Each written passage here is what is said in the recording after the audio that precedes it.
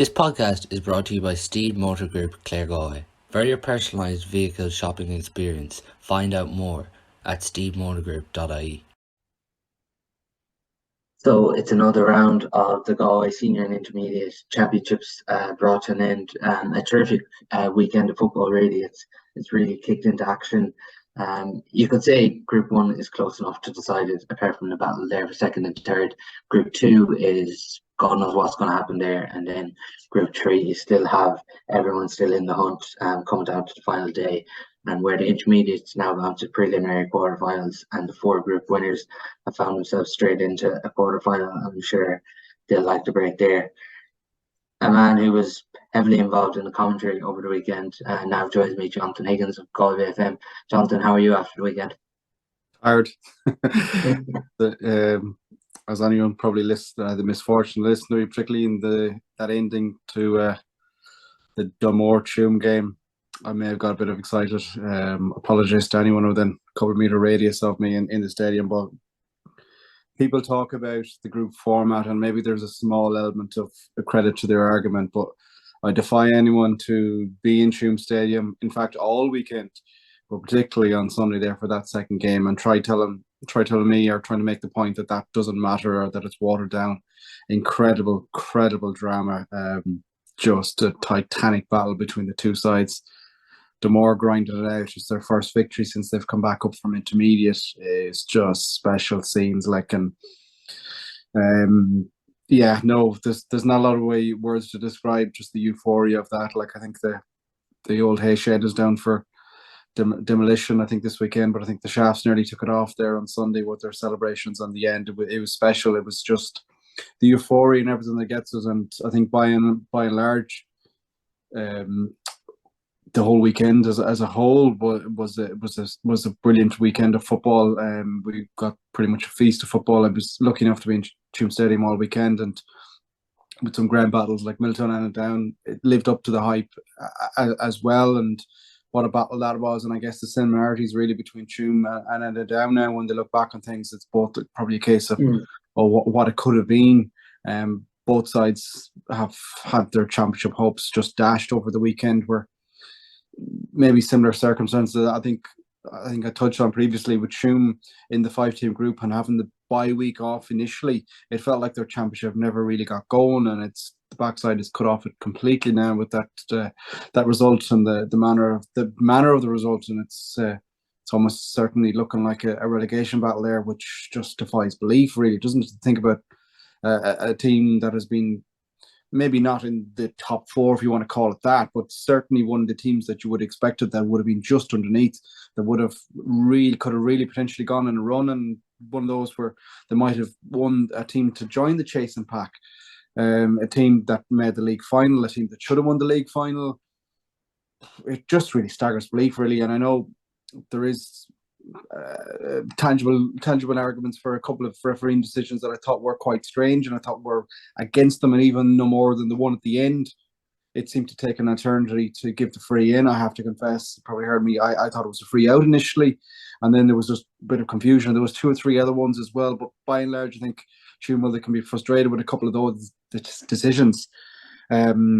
They have to just question their own performance, and how at the ease Jake Slattery walls through a couple of times at the end. Like, there's red shirts everywhere, and it was just like hot knives through butter, really, wasn't it? Like, it was incredible. And then you flip on Anna Down as well. Like, have you ever seen a team to have so many, like, firstly a tally of wides, but secondly, even aside from that, having so many bad wides, if there's such a thing as a good wide, but so many scoreable free opportunities that were rashed, and experienced players, quality players, just doing the wrong thing. And it felt like a little bit of I don't know, was it a little cancer or something kind of coming through in them? Like, it just seemed to get in their heads. Like, even there was a Damien Comer free just after the start of the second half that had scribbled down, would have put them in the lead. Now, I know he ended up with 10 out of 12. Like, you can't really give out about that sort of performance, but it's just really indicative. And all the players, like Jack Dowd would have looked like he was going to just shoot the outside last day out. Had a bad, and I know it looked like he maybe a bit of a niggle from what we heard during the week, and it did look like he had as well. But like, he rashed a shot just the start of the second half from a difficult position. Even Frankie Burke had a shot in the second half as well, where usually he gets the ball and he's taking it on the turn and he just cruises over. He seemed to hesitate and then force the shot at the end. There was just you don't want to be picking lads out, but there was numerous other examples, and then they got caught at the end where it looked like the game was done. It looked like they were playing keep ball. It looked like they were winding down, and then the couple of bad turnovers, and they get caught with just a couple of sucker punches. It was a crazy weekend, really, Paul, wasn't it? It was just dramatic. Weekend really where had it all. You had big teams putting down markers. You had comebacks. You had teams shooting themselves in the foot. You had the Barna result as well. Like every time you think of another game here, you're thinking more. Look at for Marcullen, like both goalkeepers injured, and they've put Cox in goal, and he saves 2 penalties. Like it's just a crazy weekend. And sometimes you got to take a step back and and realize how lucky we are to have a championship with so much quality and entertainment. And we're blessed to just an absolute feast of football over the weekend. Exactly. It was such a good weekend. And usually when we're touching on games, we usually start at Group 1 and we work away. But just for this week, we're going to have to start on Group 3 because for me, Human Dunmore was the game of the championship. Some people mightn't have enjoyed the game in the first half, but I actually thought it was intriguing between both sides, just the way Dunmore set up, and it's the way they have to set up ultimately to compete, and then Tuam trying to break that down and try and sort it out. But just to be touching the Dunmore thing first, that first half, like there was a lot of things going wrong for them. They were dropping a few shots short. Poor Costello had 1 or 2. Colin Costello had 1. Jamie Cohn had 1. And you were just wondering where these going to catch up. But their ability just to stay at it was the most impressive thing from the weekend. Yeah, and like, don't go comparing sports and stuff like that, but sometimes, like, I know this is a new team and everything else that goes with it, but when you grow up in a club like that, where you're used to success, you're used to being a place where it's football, and more football, and it's instilled into you.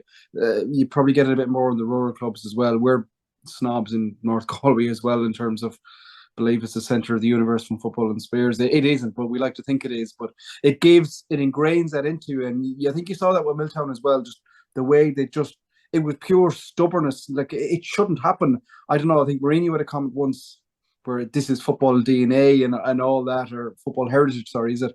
And it feels a little bit like that. And there's that pride, there's that belief that it clearly has to be thing because it happens so many times over and over again. But yeah, you're right. Like I thought Dunmore played quite well, but I thought they were playing a style of football that I thought that was very energy sapping. Their defence was really, really good. That a number of players, you think from Colin Lyons at a cornerback out the whole way through, where they were making, unreal kind of just near hand tackles, getting bodies in, but it was really energy sapping, and it felt like they were really trying to force their scores, and they were leaving a lot of, they were expending a lot of energy without necessarily getting reward for it on the scoreboard. Where the Tuam was, I don't know, are they a bit of a throwback really? They just seem to be a bit more let's drive it long at times sort of approach. It's hard to. It seems like a game plan that when it clicks, it's absolutely dangerous, but there's no real middle ground to it. But at the same time, you thought Tuam were still going to be in control. Tuam got a point or two just before half time. The games are all muddling into one, but they got a couple of big moments just before half time because I think about halfway through the half, Dunmore just settled. Had a little bit of a two of their points, Mark Collins and Killian Reedy's, probably should have been goals. Like when you look at perhaps as well. It's very easy afterwards, isn't it, to go if buts and maybes. But there was a couple of opportunities like that, but you still felt that those couple of scores before half time for Tuam, you felt like that maybe was it, and maybe it kind of was as well in the third quarter. Maybe the game kind of went a bit more.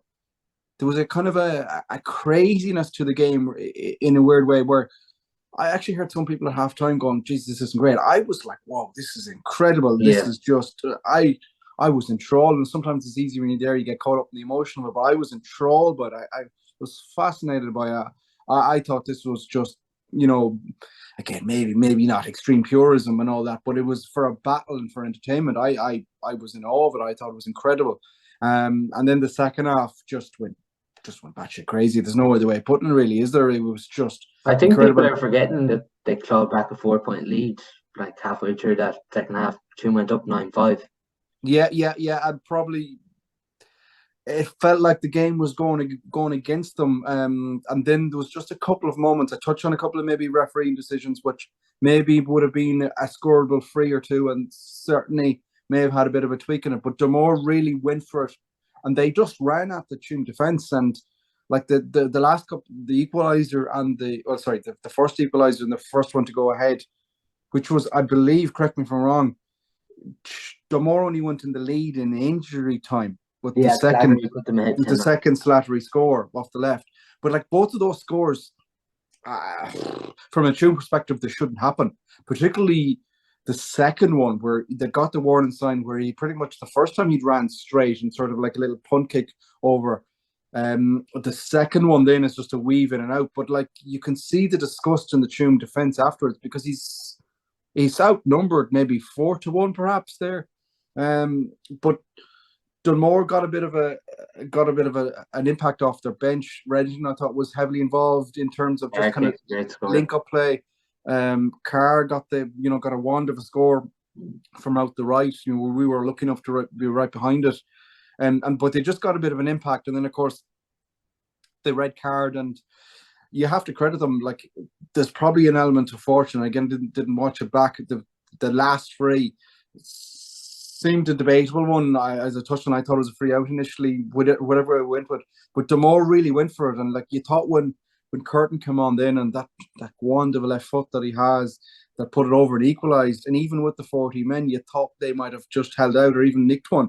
You thought maybe that's going to just pin the Damore bubble, but they just kept on going. And what a strike at the end. Like it might get lost in the momentum and all that, but such a clutch free. It added to it, didn't it? When like you have poor Costello and Thomas Gleeson there, and they're not really sure who's going to take it. They leave Gleeson, and he was striking them so well all day. He was like you nearly feel like don't forget they have Conor Gleeson in goal, who I have to say as well. On a side point, it's something that he's got lambasted for in certain sections about his short kickouts and whatnot. He has just got those little sandwiches out I thought I was really, really impressed, because Tuam pressed the bejesus out of him. Like anytime he went with a kick out, there was just a sea of red, and he was still getting the little chip ones away, under real pressure. And of course, we all know he has the absolute bomb as well to go over the lot. I was really impressed with his kick outs. It was a key impact, and Damore are quite well. They're quite well coached in that aspect as well. You can see little patterns and stuff. Although Tuam got one monster one as well. I can't remember who got it. It was just after the little early bit of momentum. The Faulkner went long over the right hand side, and they worked it down the far terrace and got a score from it as well. It was tactically it was a fascinating watch. It's like chess going back and forth. But going back to the free, you're not nearly waiting for the likes of Gleeson to come up and to give that long range effort. But they're spoiled for kickers, really, aren't they? And that's the one thing Damore have, is they do have a bit of firepower up front, which potentially was the difference between the sides. But my God, Gleeson, what a strike at the end under the extreme pressure, because a draw was no real use to either side there. No. It would have just now. It just really opens things up, and you have this weird circumstances now. You don't go all conspiracy theories, but a draw is quite beneficial to both Claregalway and Dunmore next year. Like I'm sure Dunmore would have bit your hand off to get into the playoff. That I don't know what will we call that playoff, the prelim playoff, or whatever we want to call it, the battle for the last quarterfinal position. But I think they would have taken your hand off for that initially. They're probably going to dream of a bit more now, but. You have the weird circumstance there where a draw will suit both sides. Remember that one back in the day where there's a game where we won't mention the both teams, but they decided to settle for a draw and weren't very blatant about it. Long before your time, Paul, but there's a high profile one there that I'm sure the Galway football board will be dreading to see the likes of. But one interesting note as well, just before we go off on a wild tangent, so something that got confirmed over the weekend is in terms of, we've all heard about the new scoring system that's used in terms of where teams are head to head, and it's caused absolutely uproar, mainly because people weren't really clued into what was passed to Congress, and it caught a lot of people in Clare on the hop in terms of media and the actual teams itself. So it's implemented in the hurling championship. It's where pretty much where you have two or more teams locked together on the same amount of points. The old system was that we went straight after that to scoring difference and the overall scoring difference. The new tweak that's brought in and is supposed to be implemented in all championship, as I said, is in the hurling, is where it's what you're taking to place in is if two or more teams are level, that you're just taking the scoring difference from that mini league of the teams that are level with each other. That's not implemented in football. We're still on the old scoring system, so it gives a little bit of a different edge to it, because I think a lot of teams, I know a couple of clubs on to me this morning again when the word is starting to come out a bit.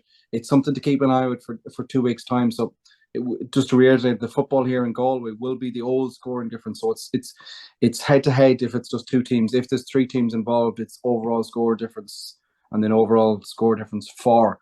Just a little variation to keep out, and so people aren't caught in the hop. And you wouldn't really rule it out, would you? The likes of, I think Group 1 won't. It shouldn't really come into play. Yeah, that's what puts Miltown out of it now, even if they beat Cullen, and they've lost, obviously, to Miltown and James's, so they can't go higher than fourth.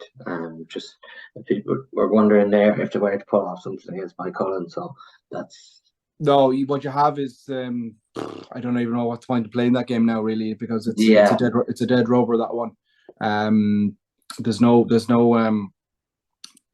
one game that matters in Group 1, really, in the end. And what you have is a knockout, really. Well, I guess it's Lettermore, isn't it? I haven't looked at the fixtures. Is Lettermore on Steede as well, isn't it? Yeah. So just to be on the bottom in terms of seeding, probably still is worth trying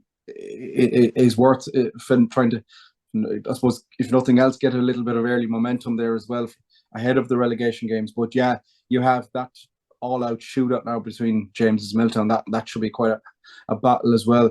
Group 2 and 3 are just, a penny for anyone that can try and work out what's going to happen there, because as we saw this week, particularly Group 2, the results, Paul, like on Saturday, Group 2 just got blew wide open.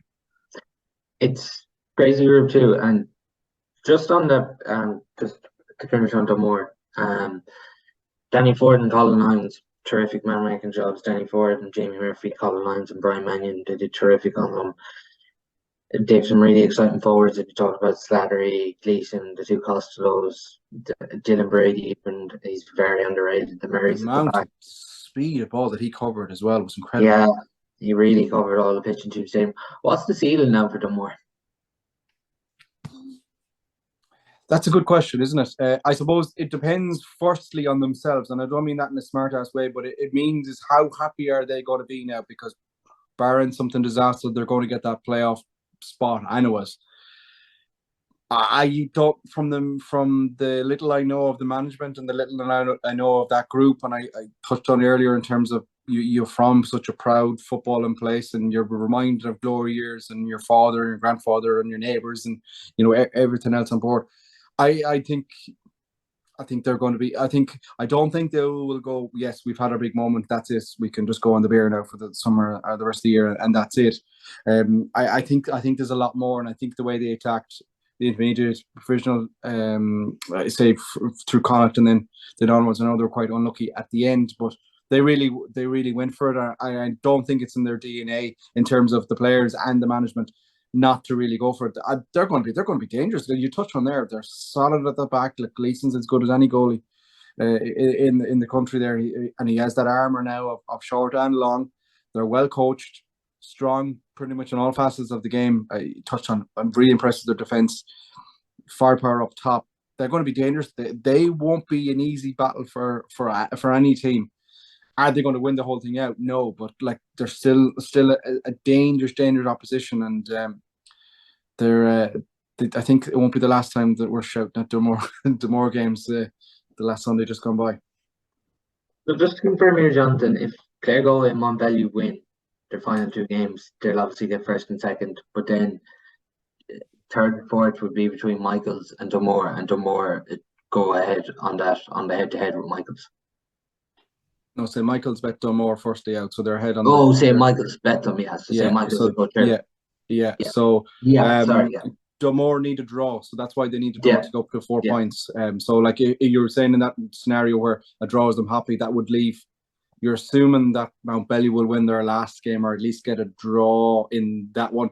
That will move them top of the pile. You would imagine Mountbelly. Well, let's take it with say barring.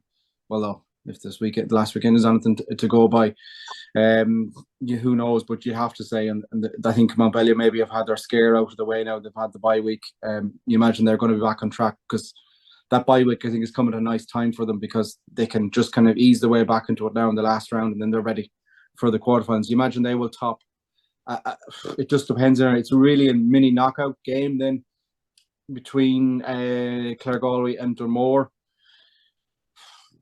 Claregalway were quite impressive after a wobbly start against Michaels. They were really impressive. They firepower as well as firepower off the bench. Also, but yeah, who knows? It's probably a battle for 2 and 3 there. So it's a difficult one. But so you're really looking at the probably. I think the safest way we'll summarise is the 3 to go out of the group and into the knockout stages in some form will be Montpellier, Malacca, Galway, and Dunmore.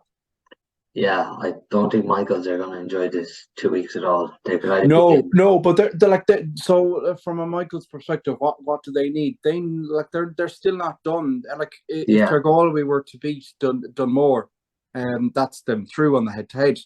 So unless of course Shoom beat Montpellier, Myloch, and then it's they can find themselves in relegation, or they can find themselves in an knockout stage. So they can find themselves safe. You're into all sorts there. So it's St. Michael's will be bitterly disappointed. It's just a horrible spot to be in, really, isn't it? Having gone the 4 weeks in a row and then have to sit out the last day, and just the way they lost the game as well, and the way the game went away. That first half was just staggering. Like they were on top. Control at 1-3-2. Like really, Claregalway were struggling to break them down. Big time. Colin Gallagher was lording out in the middle pitch, and he was as well. To be fair, he fought the fight in the second half, but it was that just weird scenario where Claregalway had a disaster. Nothing was going right for them. They were slow, they were laboured, they were getting turned over up both ends of the pitch. And then Jack Lynn gets injured. Firstly, we wish Jack all the best. Just never like to see when he's down the same ankle again after the history that he has had. But it just kicked Claregalway into life. Barry Goldrick was outstanding at centre forward, wasn't it? He was a joy to watch. Nathan Granger got scores. Rowan got scores as well. And they just absolutely tore into the Luke O'Connor at cornerback. Pretty much just was running up the pitch at his ease. He was just carrying an absolute Trojan of football. Look, it was an important result for Claregalway, wasn't it? Because we've always had these conversations with Claregalway. The talent is there, the population is there, the pick is there, etc. But can they get a bit of consistency and a bit of end product? It didn't look like that. Maybe after 10-15 minutes, we were all pouring about how good St. Michael's were. But it's a huge victory, isn't it, for them? And they've gone for a position of maybe uncertainty to having destiny in their own hands for getting a quarterfinal spot, which is huge for them. And don't forget, last year they were a kick of the ball away from doing damage against McCullen.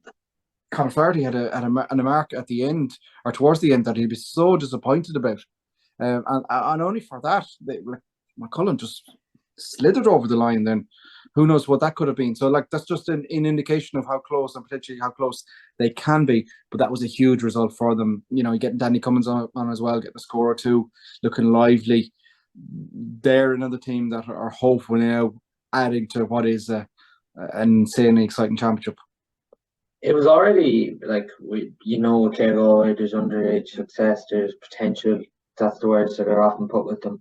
But already this year, it definitely seems like John Fitzmaurice is building depth there, as you talk about, because if you look at it, Jack Lonergan, he started at the weekend, went to midfield actually in the second half, and he's really fitting into the system. But you talk about Danny Cummins coming on, Ryan Flaherty was with the Galway Miners last year, Mark King even come on, got a point. Like they're building a serious amount of depth, and like you consider Jack Lynn's out injured at the minute, Mark Goldrick's out injured at the minute, Connor Campbell's out injured at the minute. Like there is serious depth there. Yeah, no, and they're building on it. They're actually building on it in points now and grinding out good wins. And that game should serve them really, really well. The fact that they were out fought, really out tacticked, out whatever form of description you want to describe it. They were well out of that game, but they found a way to come back. And most importantly, as well, they seemed to. It wasn't as if they went inside at the interval and got a rollicking and here's a change on a tactics board. You need to move there, etc., etc. It was reactionary. It was on the pitch. Which is, that's when when you have a good group of experienced heads, and things that can react themselves to make the changes and just find a way back into the game. And like it's a huge, huge victory for them. And like you or anyone else, you don't want to be playing. They're not going to be easy opposition. I don't think there's no real easy opposition the whole way through. Forgive the awful cliche, but they really are a huge victory for them and huge potential, I suppose, is the best way to describe it as well. Like that can be a result where they can push on now and go for it and show tangible evidence of what everyone else has been talking about them for the last while. Just with Michael's, even just talking even to Colin Thomas last day or two, like he'll have regrets. I think it was really a sucker punch we talked about there when they went 1-3-2 ahead, but like they came out fighting in that second half straight away. Gavin Somerville was really good, involved in a lot of scores there. They got it back to 2-9 to 110, and you felt like to put the kind of squeeze, put the pressure on, they needed the next score, and Claregalway go up and hit 2 in a row. It just seemed really demoralising. Yeah, they got so far, and then Claregalway put the foot down again, and they reacted, which is a killer when you are chasing it and chasing it and chasing it. And I think Michael's are a team there's probably a couple of teams like this that tend to play in phases. There seems to be little blips and troughs, and we've seen that in a couple of their games so far this year. It's quite difficult to keep that. Look, it's so energy sapping as well, and it was so warm and horrible sticky weather in Tuam over the weekend as well. Like it's very energy sapping, and it definitely does take its toll. But they just couldn't find a bit of momentum, and then Claregalway, bit of impact off the bench as well around that period as well. Mark King come on, was a danger, got a score, as we touched on Danny Combs as well. But they just found a way. Barry Goldrick again, like I was ultra impressed with him, just dropping a little bit deeper, and then the speed, and then talked about Luke O'Connor as well. There's just had runners from everywhere really. Derek Whelan was very impressive as well. Just more of the players that are coming to my head when I think back on it, and they had a lot of really good performers, and just guys that, as well as the pretty stuff that you might necessarily have associated with Claregalway, they just rolled up the sleeves and got stuck in and ground out and realised this moment here, this game is going away from us, or potentially Michaels are coming back into it, and just found a way. And at risk of repeating myself, so important for them now, and such an important result that was. Not just the result, but to do it in that manner, I think is hugely impressive for them. And you can imagine how they're bouncing into training this week ahead of the last day, and they're going to be saying, "Look, why should we fear Dunmore? We're the ones now in red hot form as well."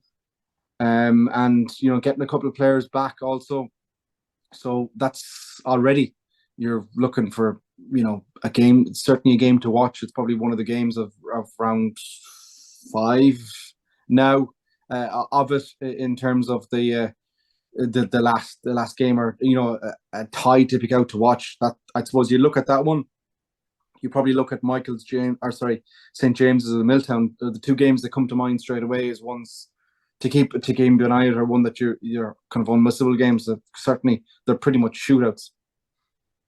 So just on that, we're finishing with Group 3 here. The way the table sits at the minute, Montpellier first on 5 points, Claregalway second on 4, then Michael's on 3 points, and then Dunmore on 3 points in 4th. Michael's obviously had beaten Dunmore in round 1, and then Tuam on the bottom with a point. Just before we do finish on Group 3, Barry did the power rankings there at the start of the week, and he had Claregalway at fourth.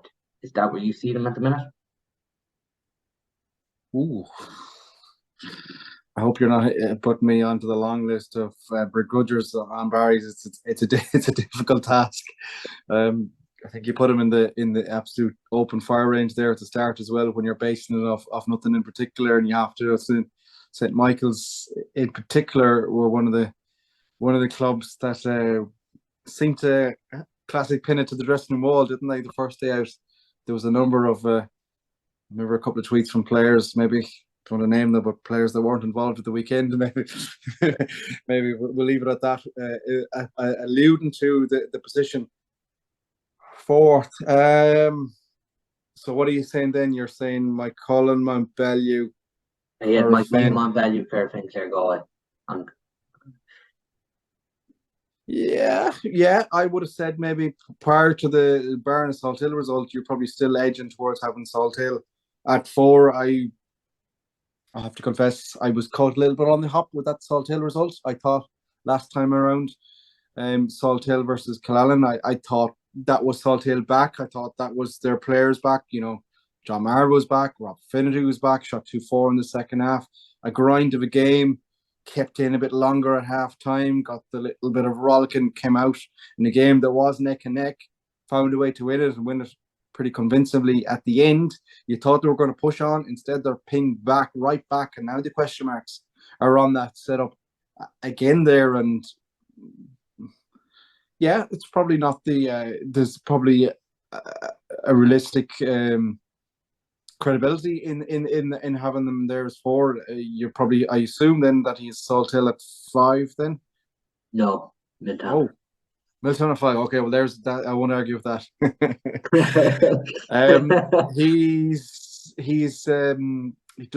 seems to have dismissed Salthill's chances. Maybe he's right, but you just would have thought it's a huge weekend, isn't it now? Or 2 weekends time for Salthill, make or break really, because Barna now are looking from a position where they're potentially in a relegation battle to have not got a win to now dreaming about the quarter final. It just goes to show what we touched on there. That group is just the mad results of the weekend is just blowing it open.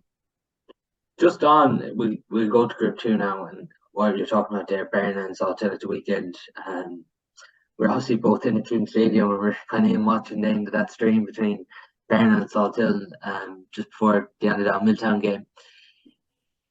On Barna and Salthill, David Donlan and his management team deserve massive credit, because it's the second time they've bet Salthill.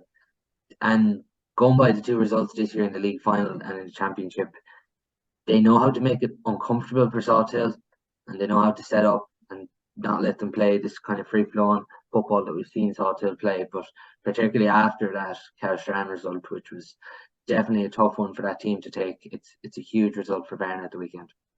It is, and you gotta admire their character, because that's, we talk about late sucker punches in terms of Demore and Miltown, but that the one that Barna received probably was the one of the lot, and that's why the touch on, they would look like it was relegation then for them. It looked like the heads were gone. They were going to be facing Salthill, who looked like they were kickstarting to life, and you thought this was going to be a difficult task. But they found a way, and just I didn't get to watch the whole game back just yet, but the snippets we saw is they seem to do a job tactical on them and seem to make the game very uncomfortable. I know Morris is involved in discussions, shall we say, in the setup as well. You could see the little Statnards in it, and they're a well-drilled side. There's definitely no stone unturned in terms of the preparation there also, and they found a way, maybe an element of fortune. I think they all had heart them out at the end when the Finnerty shot come back off the upright, but maybe it was just a bit of luck that they deserved. And it's a great result, because there is quality in that side, particularly at the high profile guys, in course, in terms of Keane and Sean Fitz, but they have a nice bit of firepower. I've always been impressed with Oisin Gormley as well, and Keane Folan as well. There's options there, isn't there? And there's a nice steady little side, and I think they're a side now that are kind of growing into. And look, you talked about Claregalway going into training this week full of beans. What must Barna be like? Like we talk about North Galway derbies and stuff like that, but that's a huge derby, huge rivalry between those sides. Barna and Salthill, like so many of the players there, no doubt would have, like, their day-to-day life will cross paths with each other. Never mind then when you put in the rival colours on the GA pitch, but it's a huge result for both sides. And Barna now, they will be dreaming of quarterfinals now, and they'll be thinking the sky's up, and they probably won't believe themselves the way the things went in terms of. The only thing is with them for now, they're playing Carfin, who've already qualified as top seed for a quarterfinal. Yeah, and look, Carfin have the luxury now, and it goes back to this age-old thing, and it's a discussion and it's an argument that goes on in every single sport, but Carfin have the opportunity now. They've earned the right. If they want to rest up, if they want to play the under-12 teams, they have that option. And I know the teams get very honed up to them, oh, it's unfair that we played them at full strength. They didn't. But this is their right. They've earned this opportunity. If they want to do that, they're by all means. Will they do it? I'm not really fully sure. I think Kevin Johnson will probably want to keep a bit of momentum going. He probably want to get some of the injured players back now. Yeah. And they have, like you saw Dylan Wall come on against Ugrard, didn't start.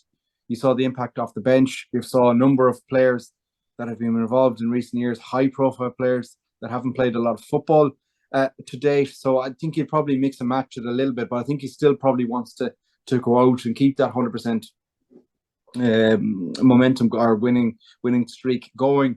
But like, he's certainly not going to be taking any chances if there's anybody 50-50 with a knocker or anything like that. So it just adds to the bit of intrigue, really, about the last round of games there. Barna will probably follow I think a similar sort of setup again, I'd say, against against Carfin, similarly what Uachtarard did to Carfin and caused a lot of trouble. It took a long time for Carfin to unravel and arm wrestle back that Uachtarard game, but it's another game with huge importance, and it's probably a game that you're looking at that will potentially be largely decided by what sort of attitude Carfin have in it. It's just another fascinating subplot. Just with that, can Salthill still recover this season, do you feel? Yeah, definitely, yeah. Like, there's too much experience there. There's too much quality. And, like, it gets lost a bit in terms of the ending and the result, but like, what were they, 6 inches away, like a paint away from the equaliser at the end? Who knows what have happened? There was still more chances after that. They got Tomo back on the pitch. They're still getting players back. There's probably 1 or 2 more as well that look at that long injury list that they had, but they're still going to fancy themselves. Like, they're still only still level on points with Barna, who the team they lost to, and everyone else is crunched up between them. So like a win on the next day, and they should, in theory, barring something crazy against Barna defeating Carfin, they win will keep them in second spot and get them an automatic quarterfinal spot. But even like if they weren't, you'd still have to fancy that they should nick third, and then they're playing against Dunmore potentially, and they'd probably fancy themselves against that. Yeah, obviously with Salthill at the minute, they're in third place there on 4 points. Now, what can knock Salthill out of the championship would be if Uachtarard were to obviously beat Salthill, and Uachtarard will go into 5 points. And then Barna are obviously playing Carfin, so Barna win their third. But if Barna and Salthill were to lose, Killannon and Uachtarard can both leapfrog. Yeah, it's a fascinating battle there, because there's a couple of results that swing it either way. Like, if Uachtarard were to win, and that'll bring them to 5, and then if Barna are defeated by Carfin, and that means that you'll have Barna edging Salthill on head-to-head, unless Killallen draw Carlastrand. This is one that's going to be, scratch your head already trying to work the permutations out here. I think this one will twist and turn. I think we'll have a lot of drama. You usually can't get to the knockouts. No, but like, if they were to, if Killallen were to get a draw against them, that brings them up to the 4 as well. So there could be a 3-way tie there with Barna and Salthill. Yeah, so Yeah, so it's just it's just one of these where the swings and roundabouts here. It's calculators that's ready for this group, but like I think the key thing really out of this group is the leaders in it and how they approach the last day. That's going to have a big impact really on the progression of who goes through, because it looks like third in this will only be enough for a playoff spot, you would imagine. Because of the way the Miltown and James are on 6 already, you'd imagine they'll be whoever loses that, or if it's a draw, Miltown on score difference will be the best placed third. With that as well, Killannon, big result for them in the local derby. Huge result. Well. Yeah, and you thought their season was ebbing away, really, wasn't it, the way the results were going? But a huge result. And just a proper blitz job, really. Again, I only saw snippets of this when I was in Tuam. But a huge result. And again, they're thinking now, they're looking up. It's fascinating, really, isn't it? Everybody's thinking here, maybe from Mook Gerard up, everyone's thinking about, oh, maybe we can get into a quarterfinal here. They probably are in pole position if you look at the table, and just obviously Galway are struggling at the minute. They probably are in a great position here to get a quarterfinal spot. Yeah, but I know Carlstrand had a bit of a thump in there, and obviously before we go on into football, because there's obviously had some terrible news in the parish there in the last little while, which puts football and everything into perspective. And we saw them all wearing their black armbands, and that had to have an impact again. It's a rural community; everyone knows each other, and the knock-on effect that can have. But so obviously pass on our condolences to still everyone involved. Such an awful tragedy. But from the footballing point of view, that's not a foregone conclusion that they're going to win, because if there ever is a team to grind it out and get one at the death, and they're thinking about, we try and edge our way out of this here, like a win from them brings them up to 4, and then if the results were to go their way, they're looking at trying to edge the way out of it. They're certainly not out of the equation either. And I think you can safely say that every game in this group, with its dead rubbers and other groups, every game in this is so important. And this is a group that can see a drastic change, I think, in it today. And you wouldn't rule anything out, and I certainly wouldn't rule Carlstrand getting a result, because there's a team to grind up the roll up the sleeves and grind something out from the odds. It's those boys, and they've shown they'll the game against, wasn't it Barna, wasn't it, where they say Tommy Joyce was halfway back in the red gap by the time that last Joe Monaghan goal went in. You know what I mean? Like, he was at the death, and they had a first day out against. Who did they play first day out where they got a blitz of goals right at the end? Was it Gerard? Yeah, Gerard and Kenny Berg. Then just about they just came a little bit up short. They have a bit of a grandstand finish in them, and I wouldn't be ruling those. Wouldn't be putting down the conclusion that's going to be a Carlstrand defeat. It's certainly not, and it wouldn't surprise me at all if they were to get a victory there. Yeah, it's such a fascinating group, because going into the final round, obviously there's a good few teams here that you obviously feel can they react from their previous results, and then there's teams in pole positions to advance. Obviously Carlstrand top of the group straight through the quarter, so that's where it's simple, but the rest isn't very simple. Just there I was talking to you about how Salthill react. Uachtar have been the one team in the championship where we've just been waiting for them to catch fire, and it hasn't quite happened yet. Yeah, and the talent is there. They are so strong right down the spine of the team. Every line is littered with quality. I've touched on it before. Who am I to judge? Someone of Alan Murphy with his experience, both in terms of Gaelic football and football, in terms of the license that he has, the experience that he has in a playing career. But to me, looking on the outside in, I feel frustrated watching them. I feel like there's a lot more in them. I don't know. Think they'll change? I would love to see from the neutral, if they go flat to the mat, I think they could be so dangerous. Is it like a little bit of Trapattoni, that game in Paris, the handball one? Everyone forgets about the performance where the players just said, to hell with this, we're taking the handbrake off and we're going for it. And they should have won the game long before the handball incident.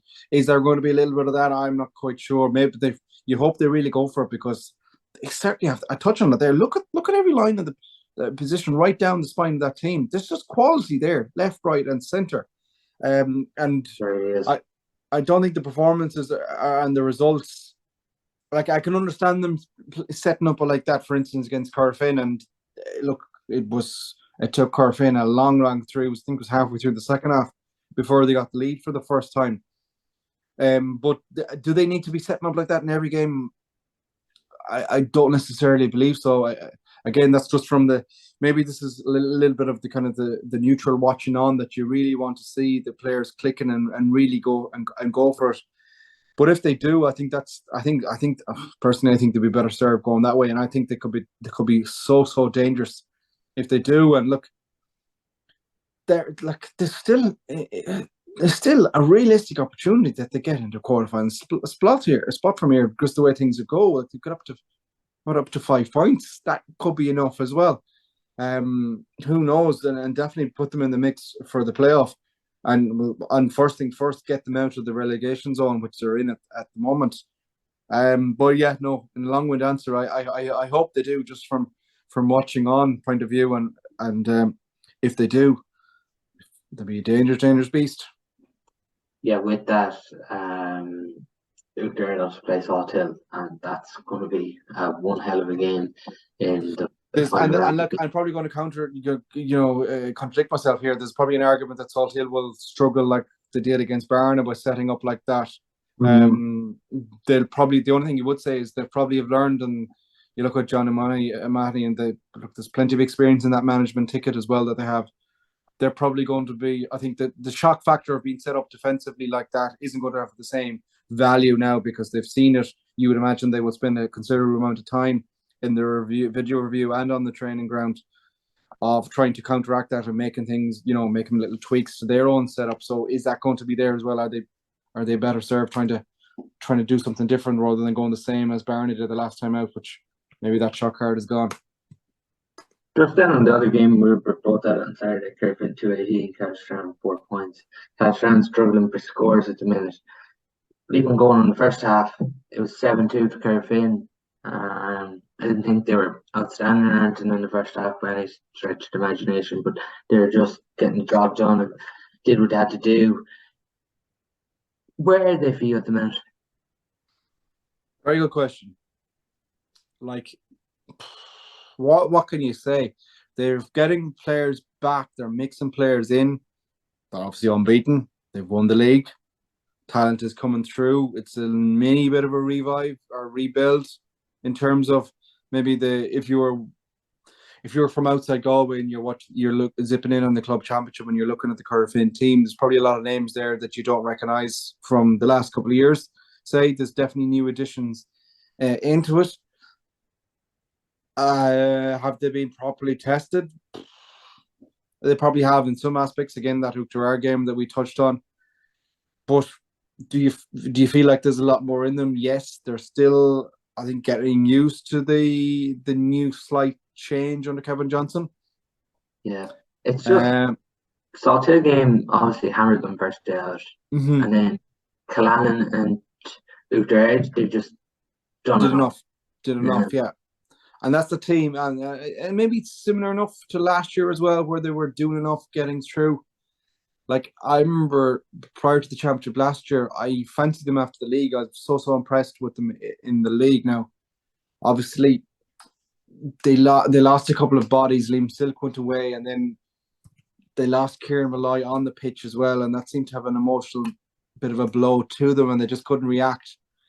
And then they got caught. This year on, I think they've certainly learned a lot more. They're maybe not as free-flowing in certain aspects, but they're certainly a lot more rugged. I think there's a lot more of a kind of hard to break down sort of mentality to them.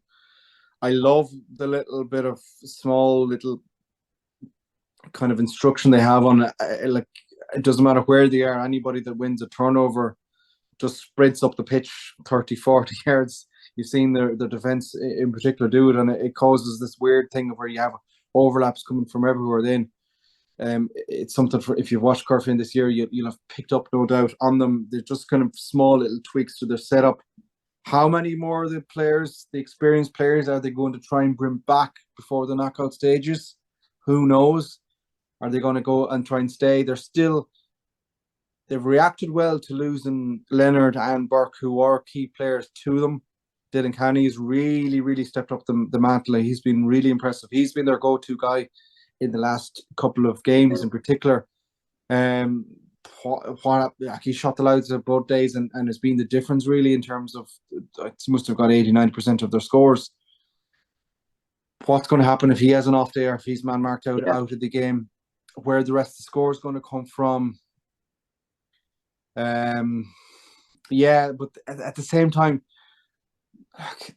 it's going to take a bloody good team to beat them as well, isn't it? You know, you're looking around there, and who's going to be the side to beat them, or where's the result going to come from, or how much more are they going to push on? Is there an element of what we keep on hearing in the Rugby World Cup, shadowboxing and keeping ideas back, and just kind of having a bit in reserve and just doing enough to get over the line? Who knows? But there's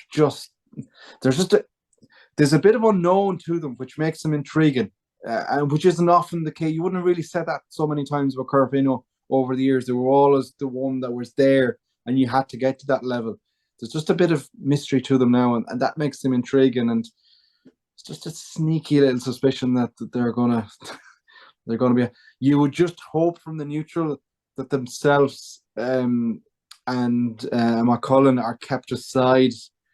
I still actually haven't seen Montpellier this year either. Just the way the games. I think Montpellier are going to have something to say about this. Yeah, that's it as well. Like their side that I just love to watch. Like any team that has John Daly in its side is worth the admission fee. I'm just hoping we see Mike Daly now soon. That's the key as well, and getting Paddy Kelly back as well will be a big impact. I still don't know. Like, he's been out a long time this year. And it's unfortunate because, like, last year when he kind of broke his way into the Galway team, and then you think, like, this is the year to push on. He's just been hampered with injuries. But, like, this is still so much solid firepower, raw experience. They only got to a Connacht final a few years ago, I think. Yeah, and, like, they're absolutely shafted in the final as well by a couple of scandals. I think that still hurts them too. It certainly has, and, like... the same referee has made a balls out of so many games after that since, like, and seems to be no repercussion at all for it. But that's a result as a neutral that still really sickens me now. I have to say they got absolutely shafted that day out. But they're what I haven't seen them in the flesh, by all accounts, from everyone that has and have been chatting to, they're going to be dangerous as well. So you just hope the bigger guys, just for as long as possible, are kept away. I'm not one of these to really lump it all in on the quarterfinal stage. Let's keep it as open as we can and go for fair enough, load up in the semi-finals then. Exactly. Yeah, even the way Clare finished, a lot of interview youngsters there, Egan impressive again. Very much so. Ross Mahan was exceptional at full back as well. Tony Gill has been really good in recent games as well. And, like, you would always associate Corofin with the likes of Ronan Steede in the middle field, Gary Sice. You know, pinging at the Sice has been good, but he's nowhere near the levels I think that he has been in recent years. There's probably a lot more to come from him, obviously, but it just goes to show it's not for dishing those players. It's more just to prove that where the spread of scores is coming a little bit differently. Liam Silk looks really impressive as well. Dylan McHugh back to himself. Keep on saying it. He's lost more than anyone else's was the hindrance points for Galway this year, but he's back breaking lines, running up the pitch, and it's God. The more you talk about this championship, the more you get excited by it, and we're in for a grandstand to finish it, I think, here. So just on Group 1 then, I know you touched briefly on it on Miltown. When I had to talk to this game, but I actually I feel sick thinking of it. They were 3 points up. They were in control. Surprisingly, I don't feel sick about it. Yeah, for anyone that's not aware, Jonathan's a Miltown man. That's like great about it. No, I was getting well warned for some reason to stay neutral and impartial on commentary. Not that was ever in doubt, but what a grandstand finish! Like just the kickouts, just handing on to press on Miltown's kickouts. I don't know the stats offhand, but I handed down at least one, I'd say 3/4 of Miltown's kickouts. They really seem to demolish them. in the press, and then that's where they created chances. And that's just, when I look back in the game, I just can't understand how we lost it. It's the wise. It's the wise. There's no way. But like it's a game that they should have won comfortably. You really should have won it comfortably. Like I go back to what I touched on at the start. The high profile players, the quality sharp shooters, it just seemed to get in the mind then at the end. And that Burke one in particular, I was going, what the hell is going on? He just catches the ball and catches on the turn. I've been watching him do that for 10 years and longer. And it just waited and waited, and then the opportunity was gone. Like it was staggering, really. And like that blitz after half time should have snowed Miltown away. Like Miltown needed the goal at the start because they'd gone 2 points up. Then you guys had come into it, and even with the wise looked in control, the goal maybe came slightly against the run of play. Disappointed with that as well. Like it's just a bit of raw, hard running down the left hand side, and it shouldn't really happen. I think a goal like that, it was a quality finish and a quality move in the end, but that's got to be stopped at source, really. And then the turnovers, man, at the end, like it's the game management. It's the game management really that cost them down. They just went for shots that you shouldn't have went for. But just like on Miltown, there's a spirit in that club that clubs try to build, but they can't get it. But it's just in Miltown's DNA, like that. It didn't look like a game in the second half, really, you could say, at any stage to the last 5 minutes that they were going to win. But like Owen Mannion he misses a chance before that, and then he shows tremendous to get that score, and then they back it up with a Mercare free after it. But just that's fair. Yeah, it is. And it's the same scenario that I talked about with Damore at the end. It shouldn't matter ever, all these teams gone by, years gone by, and everything else, but it does. It simply does, and we've seen it again. It's just a case of utter stubbornness, if nothing else, and just a little bit of composure and calm on the ball. And you think about there was a turnover. It was the first of the big two turnovers, say, and Mercare wins the ball just inside, I think, the end of down half. There's nobody in front of him. Everyone else had pushed up. I think even James Healy's out. It's the old thing, drive it along, get into the goal, and all that. The goal is empty. He just calmed it down, wait for the runners, and then work the score at the end. And then the second one, like, it's Mike Martin who had a fine game as well. He's running to the corner. He's coming back. You got to touch on as well. He probably hated me for saying it, but Carl Blake, like, an absolute warrior. Like, I saw his foot on Sunday morning. It's like twice the size it should be. Got cogs down in the first half. I saw it first and I thought it's the one at the end where he's got clattered. No, it was earlier on in the first half. He's there coming at the 4th minute of injury time, charged down with the ball, attacking the goal. It's just... How are these lads still going from Miltown? Defies belief, and Dermot's come on as well, had a huge impact, and small little things as well. There was the Mark Hare free to equalise, I think it was, and he's just bellowing everyone up to push from the kick out. Just small little things, and I guess if you are in a situation like that where you've been probably dominated in maybe that's too strong a word, but definitely and a downward in charge for the majority of the game, the White Tally will tell you that. But to keep calm when you have your opportunity at the end, not to go crazy, to keep the cool heads, and then just to get the knockout blows just to chain the opposition. You can't. I don't think I'm not sure you can try and coach that. You can try and do anything to generate that, but that's just, I don't know, what do you even go to describe it?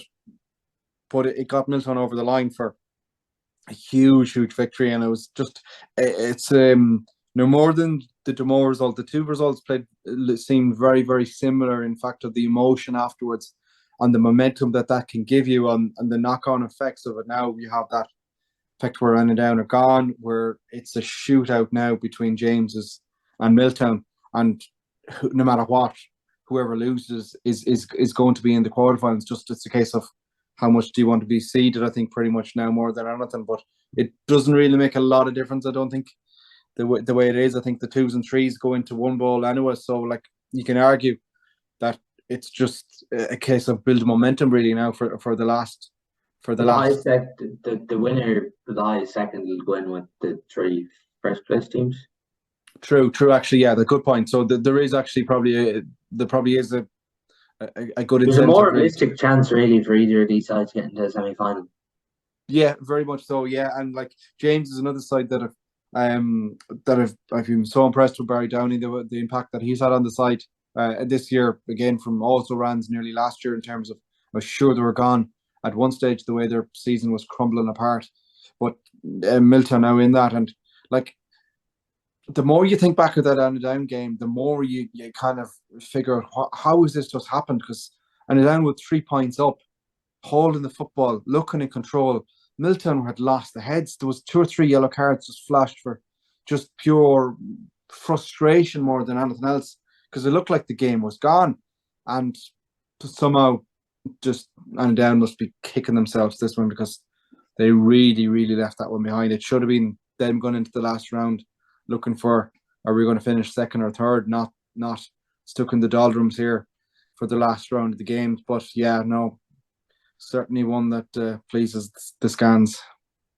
For sure. You could even see it, the motion on the scan sideline, and even after the game, and even Zimmer did more. They said there was a lot of noise and celebration in there towards the end. Just on the 2 other games, really. Lettermore, in fairness, massive credit. They really battled hard with Mike Cullen at the weekend, and still put it up to James's. But it just kind of felt like in them 2 games, really, it was just a case really of James's and Mike Cullen getting the job done. Yeah, and like you must touch on as well, like I think it caught a lot of people on hop with the goalkeeping injury, whatever you want to call it, pile up in Mark Cullen there. The fact that both goalies are injured is just a bit of fascinating, really. And then Cox having to go in goal and saving 2 penalties as well. It's just crazy. So Stephen Daly coming in as well for St. Michael's, after coming in and having a fine game as well. So it's a couple of subplots there. But I think both these games kind of in effect really went the way that everybody anticipated, really, and comfortable enough victories.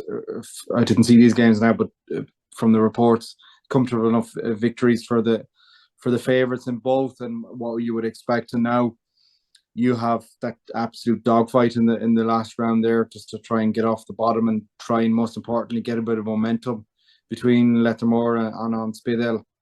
Both sides desperately trying to get a bit of momentum now, just because it's the relegation it's horrible, isn't it? Really, it's a slog, it's a grind. 2 proud clubs wanted to try and keep their senior status. More and more you see rural clubs struggling with numbers and struggling to keep on. There's definitely been I suppose as a result of the economic reshuffle, or whatever you want to call it, realignment, it's making it so much more difficult on rural clubs, and that's not just in Galway where you can see signs of that, but it leaves them in a horrible position now, and they're just desperately trying to get a bit of momentum now at some place and try and go through, because there is, I think, particularly when on Spiddale, they do have firepower there if they can utilise it. There's still a lot of quality players there in terms of the attacking perspective, so they just need to find something. And like, you look at that relegation already, it's a cruel ask, and mother of God, if they come through and they see Tuam, if remarkably could happen, which I can't even believe I'm saying those words, to be in the relegation playoffs, it just defies all sort of belief, doesn't it? Really, like a team that you'd expect to push on. But yeah, there's a lot. I just fear for any teams that get sucked into that, because it's just horrible all around, and particularly the way as well it's still kind of realign with that stupid convention that's brought in and forced round, and that's the one size fits all from Croke Park in terms of 16 senior teams. How you can decide from Galway should be the same as Louth, for example, again, defies belief. But there we are, and it just means that all the time with the 2 up, 1 down the last couple of years, where you're getting it realigned, and it just it makes it so much more difficult, doesn't it, in terms of the team stuck in that? Because once you get into that relegation battle, you're in big trouble. Yeah, you're obviously going to have 2 going down this year as well, which makes it. Yeah. So you're going to have, in the relegation there, it's just going to be 2 from Group 1, 2, or the bottom 2 teams from Group 1, bottom 2 teams from Group 2, and then whoever finishes last in the 5-team group of Group 3. Just before we touch on the intermediate briefly, just Team of the Week there was named. It's Jamie Cox from Mike Cullen and goals, 2 terrific penalty saves, so I could not put him in it. Keane Davin, Kilconnelly, Ross Mann, Kerr Finn, Brian O'Donnell, Tune Stairs, Liam Tebben in Williamstown, Sean McKern, Iron Islands, and Kieran Malloy, Kirkfinn, Thomas Gleeson, Dunmore McHales, and Johnny Heaney, Killannon, Jake Slattery, Dunmore McHales, Donald Fall, Barna, Liam Costello, Miltown, Damien Comer, down, Joey Donegan, Corte Shamrocks, and Nathan Granger, Claregalway. Jonathan, just on the intermediate, briefly here, are Kilconnelly the standout for you? Probably, yeah. I have to confess, I haven't seen a lot of the intermediate championship this year to date. But by all accounts, in the little I've seen, they were so close last year, barring a bit of a, I don't know, they just fell off a cliff really at the wrong time. But they definitely seem to have pushed on, and Firepower Prendergast is a huge player for them. Seems to be consistently delivering. Yeah, is consistently delivering high tallies for them. They, when you have a team that goes so close, one year it can be difficult to try and keep that fight game because you're saying the same things over and over again. You're repeating the same paths. So, but they do seem to have reacted well to it, and they're flying it at the moment. So, it's always difficult to predict the intermediate because it can go. Again, it's only the one, so you can just have a bad day and get caught on the sucker punch. But you would probably say, if you're a betting man, that they're where your few shillings should be going right now. Yeah, what they've seemed to do this year with their team is to seem to actually have left the more experienced players, the likes of Michael Murphy and these players on the bench, and Norman O'Brien's just going for this model of youth. Yeah, and I guess that's something that's needed. When you touch on, you do the same thing again. You do need to try and shake things up, and there's no more better there than to have a bit of a firepower coming on like that, and then the experience head to come on as the finishers they like to be known as these days. But it is so important. Like you saw, I glimpsed a shot into Miltown on the way up the road to Tuam on Sunday morning, and they had a good bit of impact on the bench. Joe Donlan and the likes didn't get to see Johnny Glenn come on. He was there. He was talked. I don't think there was an intermediate game in the country that had more focus on who's on the substitute bench at the weekend just gone there. But a big result for them as well. I think they can have a say on the championship, Corte. Like, if they look, it'll be interesting to see what way they utilise Johnny Glenn. If they do, obviously you would imagine, this is no information or just from my mindset looking on, you would imagine that Ardrahan will still be his focus. Obviously, his focus right now is trying to get that suspension appealed, and looks like that might go on to a lengthy battle. It's a race against time, isn't it, to get that done in time before the weekend, ahead of that Clare Bridge game. But like you imagine, as repeat, so that's probably going to be focused. How much more is he going to be on? You would imagine that his ties to Corfin or to Cortoon are from battles that he would have had together alongside Adrian Varley across in the States together. You imagine where that door in, say, has come from. But like, if they get him and Varley and Donlan's coming back, and if they just start, like, he's going to be a nuisance for anybody. Like, the aerial threat, like you saw him in the championship against Leitrim, the amount of ball that he fetched out in the air. You might associate him and stick him in around the edge of the square and horse it in, but in the Leitrim game, like, the amount of ball that he won out in the middle of the pitch was just beyond ridiculous. Like he pretty much I know he should pretty much be dragged off the pitch, but he definitely dragged Leitrim over the line that night. Where is he going to be utilised? If he's going to be utilised, how much of an impact is he going to have? He's going to blend in. Probably hasn't played a lot of football since that New York game, you would imagine. But if they can get him there as well, on top of what is a tidy enough setup from what the little I saw on the weekend, they'll certainly be a force, and certainly want to keep an eye on it. You won't want to face them either. Yeah, and Glenmaddy, Eleanor, and Monavea Abbey, they joined Kilconnelly straight into quarterfinals, and so they won't play the quarterfinals till October 8th. So it's a nice break for some of those teams, and those three teams with Kilconnelly are definitely going to have a say in the championship as well. Yeah. You know, it's like, you look there, and Ilan really seemed to impress at the weekend as well, and great to see Sean McKern's back in full flow as well. Like, God, doesn't matter what your affiliation to any club, but after the horrible injury that he has, and there's such a lengthy fucking time out, to see him back flying it is so great to see. And like that they're good force. Or more maybe had a little bit of blip, but prior to then we're flying it. Yeah. And tipped by Manny as well to be dangerous. Ronson has been such a clever, experienced a footballer. Glenn and Maddie, they'll always find a way. You talked about teams finding a way and grinding out. It's another one in that category there as well. So the more you look at it, you look down the teams. It's Monavey as well under Bunty, how they're going to fancy themselves as well. So yeah, it's two fascinating championships. That's the only thing you can say for certain. Yeah, and then just on the prelim draws, we have Rabbits, Williamstown, Cortin, Shermarks, Ormore, Mary, St. Brendan's, Clifton, and Casper Gables. Just before we finish, Johnson, as well, there's a round robin in intermediate, and I think just for everyone, for the teams we've seen end up in this intermediate relegation, it definitely has caught people's attention.